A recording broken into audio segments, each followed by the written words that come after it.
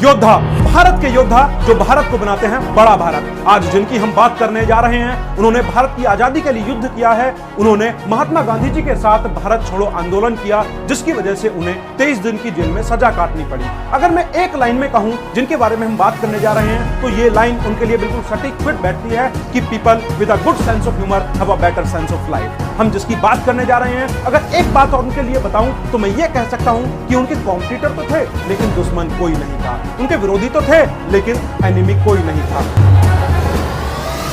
हम बात करने जा रहे हैं श्री अटल बिहारी वाजपेयी जी के बारे में। श्री अटल बिहारी वाजपेयी जी का जन्म 25 दिसंबर 1924 को ग्वालियर में हुआ था। इनके पिताजी का नाम श्री कृष्ण बिहारी वाजपेयी था। और अगर मैं इनकी एजुकेशन की बात करूं तो इन्होंने एमए पॉलिटिकल साइंस से किया है और उसके बाद एलएलबी कर रहे थे, लेकिन जर्नलिज्म के चलते इन्होंने उसे बीच में ही छोड़ दिया। उसके बाद सन 1939 में बाबा आमटे से प्रभावित होकर इन्होंने आरएसएस ज्वाइन की और उसके पश्चात महात्मा गांधी जी के साथ मिलकर के इन्होंने भारत छोड़ो आंदोलन किया, जिसकी वजह से इनको 23 दिन की जेल में सजा काटनी पड़ी। और उसके बाद इन पर प्रभाव आया कि ये पॉलिटिक्स में आए। देखिए, पॉलिटिक्स में तो आए, पॉलिटिक्स ज्वाइन तो की, लेकिन कभी इन्होंने पॉलिटिक्स नहीं की। ये कहते हैं कि पर्पज पोजीशन से बहुत बड़ा होता है। ये कहते हैं कि पार्टियां आएंगी, पार्टियां बनेंगी, पार्टियां टूटेंगी, लेकिन ये देश रहना चाहिए, इस देश का संविधान रहना चाहिए। सत्ता का खेल तो चलेगा, सरकारें आएंगी जाएंगी, पार्टियां बनेगी बिगड़ेंगी, मगर ये देश रहना चाहिए, इस देश का लोकतंत्र अमर रहना चाहिए। पंडित अटल बिहारी वाजपेयी जी सभी को साथ लेकर चलना जानते थे। यह बात है सन 1994 की, जब पाकिस्तान ने भारत की संप्रभुता को ललकारा था। उस समय की वहां की प्रधानमंत्री थी बेनजीर भुट्टो। उन्होंने यूएन में जाकर कश्मीर मुद्दों को लेकर शिकायत कर दी थी और भारत के प्रधानमंत्री थे पीवी नरसिम्हा राव। तो उस समय प्रधानमंत्री जी को अपनी ही पार्टी में अपना मत रखने के लिए कोई नहीं मिला, तो उनके सामने एक चेहरा आया, वो थे श्री अटल बिहारी वाजपेयी जी। तो मैं इस बात को ऐसे कह सकता हूं कि विपक्षी भी जिन पर करते थे विश्वास, जब अपनी पार्टी में नहीं मिला कोई खास, तो विपक्ष से अटल बिहारी वाजपेयी जी को भेजा साहब, जिसे देखकर पाकिस्तान की प्रधानमंत्री बेनजीर भुट्टो बोली कि यह कैसा देश है, मुझे समझ नहीं आ रहा इनका यह भेष है। अपने ही देश में लोग कर देते हैं ऐसे कर्म और कांड कि बन जाता इंटरनेशनल केस है। देखिए, जब विपक्ष से प्रधानमंत्री का मत रखने के लिए कोई आए तो दिमाग तो खराब होना ही था, ये तो स्वाभाविक बात है। तो वैसे ही अटल बिहारी वाजपेयी जी प्रधानमंत्री का मत रखने के लिए गए थे जो विपक्ष से थे। तो ऐसे थे हमारे श्री अटल बिहारी वाजपेयी जी। तो दोस्तों, श्री अटल बिहारी वाजपेयी जी से हमें सीखने के लिए मिलता है कि किसी के कॉम्पिटिटर तो बनो, लेकिन दुश्मन किसी के मत बनो। एक बार का किस्सा और मैं आपको बताता हूं। उस समय की बात है जब मनमोहन जी फाइनेंस मिनिस्टर थे, तो उस समय सदन में अटल बिहारी वाजपेयी जी ने इनकी नीतियों की बहुत ज्यादा निंदा की, बहुत ज्यादा क्वेश्चंस किए और ऐसे क्वेश्चंस किए कि बात मनमोहन जी के दिल को लग गई, दिल को छू गई। और सदन से ही बाहर निकलने के बाद मनमोहन जी ने एक बात की रट लगा ली कि बस मुझे रिजाइन करना है, मुझे रिजाइन करना है, अब मुझे इस पार्टी में नहीं रहना है, मुझे रिजाइन करना है। उनकी पार्टी वालों ने बहुत समझाया कि मनमोहन जी ये बात तो होती ही रहती है, लेकिन मनमोहन जी किसी की बात नहीं मान रहे थे उस समय। तो पीवी नरसिम्हा राव जी ने भी बहुत समझाया, लेकिन उसके पश्चात उनको एक चेहरा उनके सामने आया और वो थे श्री अटल बिहारी वाजपेयी जी।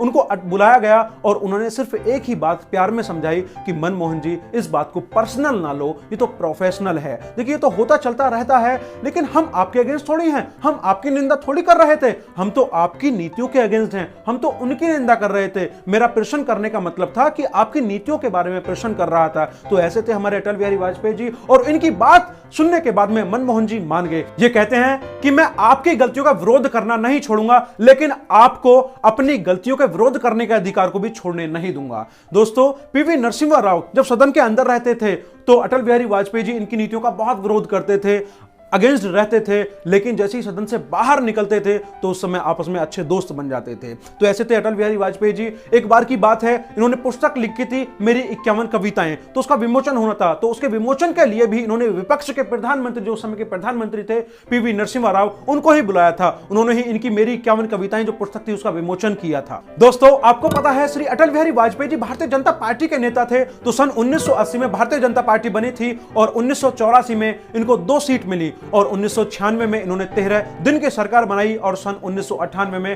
13 महीने की सरकार बनाई। लेकिन सन 1999 में पहली नॉन कांग्रेस गवर्नमेंट आई जिसने अपना पूरा 5 साल का कार्य किया था। और जब पहली बार श्री अटल बिहारी वाजपेयी जी सत्ता में आए थे तो इन्होंने डायरेक्ट सीधा मैसेज पाकिस्तान को दिया कि कठिन समय में पड़ोसी ही पड़ोसी के काम आता है और हम दोनों आपस में पड़ोसी हैं। जब कठिन समय आएगा तो आपस में काम आएंगे, तो क्यों न दोस्ती का हाथ आगे बढ़ा लें। और इसी मैसेज को देते हुए तो इन्होंने एक बस सर्विस शुरू की जो दिल्ली से लाहौर तक जाती थी सादा ए सरहद, और उस बस में खुद पंडित जी बैठकर लाहौर तक गए थे। और ये कहते हैं कि जब दिल से दिल तक की दूरी रहेगी तभी रिश्तों में मजबूरी रहेगी। दिल को दिल के पास लाते हैं, रिश्ते कभी खराब नहीं करते। तो जिस बस में अटल बिहारी वाजपेयी जी दिल्ली से लाहौर गए थे और कुछ अपने साथ और भी लोगों को साथ लेकर गए थे, जैसे कपिल देव जी को लेकर गए थे और भी बहुत सारे लोग गए थे वहां पर, तो उस समय वहां की एक हाजिर जवाबी का इनका किस्सा मैं बताता हूं। तो उस समय जो पाकिस्तान की एक रिपोर्टर थी, उन्होंने इनसे कहा कि अटल बिहारी वाजपेयी जी, आप कुंवारे हैं, क्यों ना आप मुझसे शादी कर लीजिए, लेकिन मुझे मुंह दिखाई में कश्मीर चाहिए। तो अटल बिहारी वाजपेयी जी का जगह अगर कोई और होता वहां पर तो शायद बात बिगड़ जाती, लेकिन अटल बिहारी वाजपेयी जी तो अटल बिहारी वाजपेयी जी हैं। इनकी हाजिर जवाबी के बहुत अच्छे किस्से हैं। तो इन्होंने तुरंत जवाब दिया कि ठीक है मोहतरमा, मैं आपसे शादी कर लेता हूं, लेकिन दहेज में मुझे पूरा पाकिस्तान चाहिए। इस बात को सुनकर सभी दंग रह गए। लेकिन दोस्तों, आपको पता है पाकिस्तान तो पाकिस्तान है, जो एक बार गलती करे वो नादान है, जो दो बार करे वो अनजान है, जो बार बार गलती करे वो शैतान है, लेकिन जो जिंदगी भर गलती करे वो पाकिस्तान है। इधर से ये बस सर्विस चलाते हुए रह गए और उधर से पाकिस्तान ने पीठ में छुरा घोंप दिया। तो वही तो आज पाकिस्तान कर रहा है। और दोस्तों, जो पीठ में छुरा घोंपते हैं वो कभी आगे नहीं बढ़ते, इसलिए पाकिस्तान आज भी वहीं का वहीं है। दोस्तों, श्री अटल बिहारी वाजपेयी जी की इस लाइफ से हमें बहुत कुछ सीखने के लिए मिलता है। सन 2002 में श्री नरेंद्र मोदी जी को इन्होंने गुजरात में जाकर राजधर्म का पाठ पढ़ाया। इन्होंने कहा कि राजा के लिए प्रजा प्रजा में भेद नहीं होता। राजा के लिए, शासक के लिए प्रजा प्रजा में भेद नहीं हो सकता, न जन्म के आधार पर, न जाति के आधार पर, न संप्रदाय के आधार पर।